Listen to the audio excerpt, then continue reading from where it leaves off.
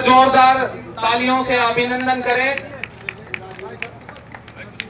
वो थोड़ा ठीक कर दे, आवाज वाइब्रेट हो रही है। जय की। परंतु आप अपना सहयोग, समर्थन और प्यार और आशीर्वाद बनाए रखना, बाकी परमात्मा के हाथ पे छोड़।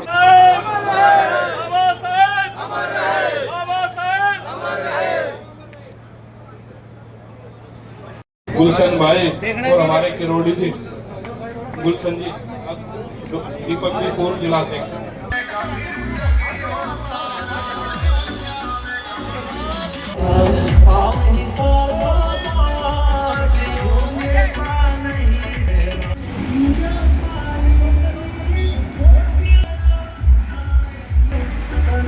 देखिए, आज डॉक्टर भीमराव अम्बेडकर जी की जयंती के अवसर पर हमारे जिले के महामंत्री मेरे छोटे भाई मनीष हैदपुर जी ने एक भव्य जो है यात्रा का आयोजन किया है। और मैं तो इस यात्रा के माध्यम से छत्तीस बिरादरी को, सभी समाज को आपसी भाईचारे का संदेश देता हूँ।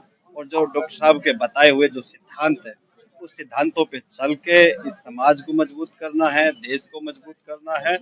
मेरा सभी से यही अनुरोध है कि उन्होंने जो मार्ग हमें दिखाया है, उसी मार्ग पर चलते हुए जो 2047 का जो सशक्त भारत हो, उसमें सब युवा शक्ति अपनी अपनी भूमिका निभाए।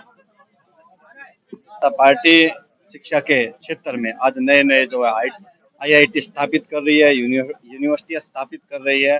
और जो डॉक्टर साहब ने शिक्षा का जो मार्ग दिखाया था, भारतीय जनता पार्टी उसमें दिन दुगनी रात चौगुनी कर रही है। देखिए जो कर्तव्य की जो बात है, मैं तो यही कहता हूँ कि जो हमारे छत्तीस बिरादरी है, किसी भी बिरादरी को, किसी भी बिरादरी के साथ या किसी समाज के साथ कोई भेदभाव नहीं करना। संविधान में सभी को समान कानून मिले हुए हैं, समान अधिकार मिले हुए हैं, और सब अपने अधिकारों का प्रयोग करते हैं, इस्तेमाल करते हैं, और सब समाज की भलाई के लिए काम करते हैं। मैं युवाओं को हमेशा एक बात कहता हूँ कि हमें हमेशा किसी भी जाति में नहीं बंटना है, हमेशा अपने धर्म के प्रति, अपने राष्ट्र के प्रति सोचना है।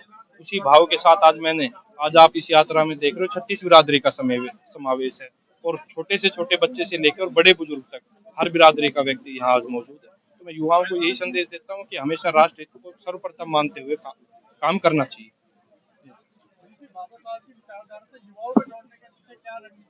देखिए, बाबा साहब ने, मैंने अभी अपने संबोधन में भी बताया, बाबा साहब ने कहा था शिक्षित रहो, संगठित रहो। तो जो संगठित का विषय है वो युवाओं के लिए ये कि हमेशा संगठन में जो ताकत है, कोई भी परिवार है, यदि परिवार मिल के साथ रहेगा तो वो आगे बढ़ेगा। माननीय प्रधानमंत्री जी ने 2047 का जो विकसित भारत का सपना लिया हुआ है, तो वो जो सपना लिया हुआ है वो यही विषय है कि भाई जब तक हम मजबूत रहेंगे, खुद सक्षम बनेंगे, तो हमारा राष्ट्र भी विकसित होगा। देखिए, मैं मानता हूँ इस बात को कि आज भी कहीं ना कहीं समाज में भेदभाव है। उस भेदभाव को दूर करने के लिए मैंने आज ये यात्रा रखी है, जिसमें 36 बिरादरी रहने वाली है। कहीं ना कहीं हम भेदभाव रखते हैं, सभी कहीं ना कहीं चुनाव के समय में भी हम जातियों में, धर्म में बढ़ जाते हैं, परंतु सभी को जो राष्ट्र के सर्वप्रथम मानते हुए हमेशा जो व्यक्ति 24 घंटे उन लोगों के बीच रहता है, उसके बारे में सोचना चाहिए। इस यात्रा में तकरीबन 250 से 300 गाड़ियां आप इस काफिले में देखने जा रहे हो कि है इसमें अभी 250-300 गाड़ियां, और रूट मैप है जो ये फर्रुखनगर और आसपास के इसके 18-19 गांव हम कवर करेंगे।